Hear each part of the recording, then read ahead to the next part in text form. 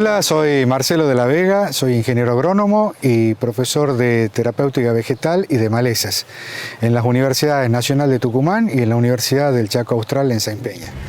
Cuando nosotros queremos controlar maleza, creo que tenemos que basarnos en tres premisas fundamentales. Tener un producto eficaz, aplicado en un momento oportuno y con una buena calidad de aplicación. Dentro de las malezas invernales, vamos a tener que el 90% son dicotiledóneas y solamente un 10% son monocotiledóneas. Eso nos va a importar mucho en el momento en que hagamos barbecho, ya sea para un cultivo de soja o para un cultivo de maíz. Si nosotros vamos a hacer el barbecho largo, que vendría a ser para los cultivos estivales, entonces tenemos que pensar en malezas que sean dicotiledóneas. Yendo a eso, vamos a elegir herbicidas que pueden ser de un mecanismo de acción fotosistema 2, de un mecanismo de acción ALS, también podemos tener mecanismo de acción PPO o un mecanismo de acción HPPD. Eso sería pensando en un manejo en barbechos invernales. Para el estival vamos a considerar que el 50% de las malezas son dicotiledóneas y el 50% son monocotiledóneas.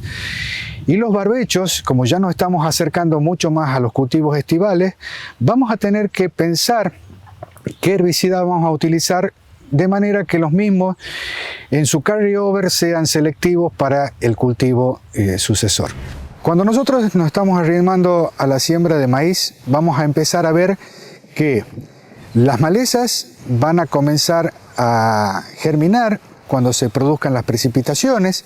Entonces seguramente a partir de fines de octubre, comienzo de noviembre vamos a comenzar a tener nacimientos y tenemos que pensar en una siembra de maíz. En todo el norte se hace un maíz tardío, es decir que tenemos que pensar en siembras después de la segunda quincena de diciembre, metiéndonos un poco en el mes de enero.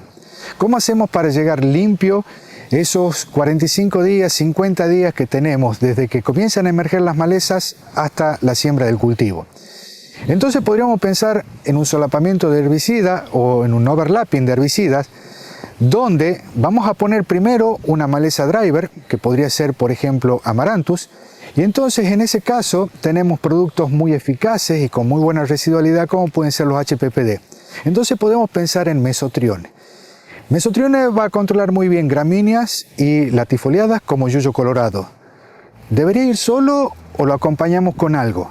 Tenemos que tener muy en cuenta que la mezcla de los HPPD con fotosistema 2 es una mezcla muy sinergizada, es una mezcla que se potencia fundamentalmente porque uno de los casos es la inhibición de carotenoides, que la función del carotenoide es proteger a la célula del exceso de energía, y por otro lado estamos disminuyendo la fotosíntesis, con lo cual hay más exceso de energía.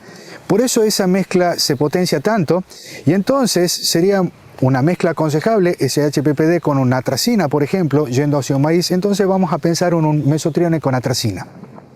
Eso me va a permitir tener el campo limpio durante 45 días, 50 días, para llegar a la siembra. Soy Diego Bustarros, trabajo en manejo de malezas en INTA Manfredi, en el centro de la provincia de Córdoba, en una zona semiárida, y hoy vamos a hablar sobre el control de malezas con herbicidas en lotes destinados a maíz.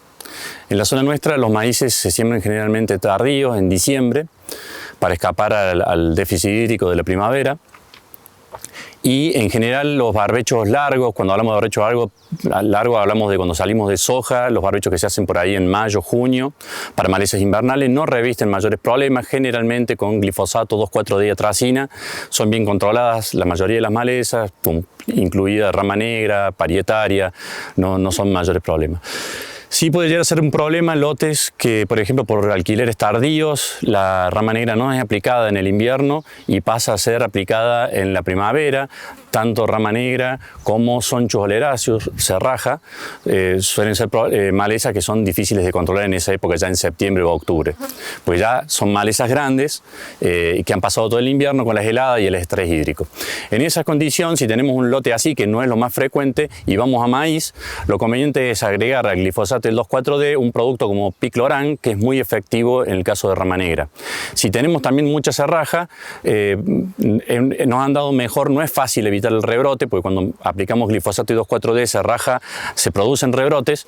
En ese caso, lo que hemos visto que produce menos rebrote es la mezcla de glifosato y 2,4-D a dosis alta de 2,4-D, 900 gramos equivalente de ácido, y agregarle dicamba a unos 300 centímetros cúbicos por hectárea, que eso le deja con un efecto hormonal que la planta tiende a rebrotar pero no logra crecer.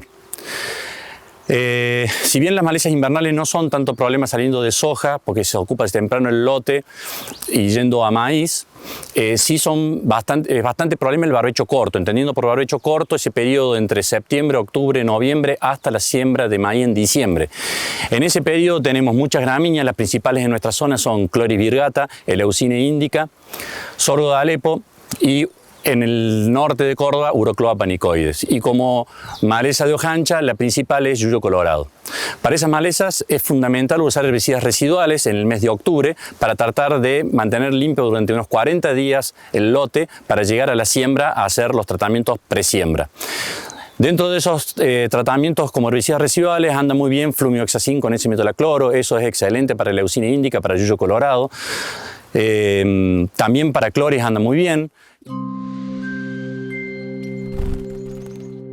Soy Ramón Gigón, estamos en el sur de Buenos Aires y vamos a hablar un poco del manejo de malezas en el cultivo de maíz.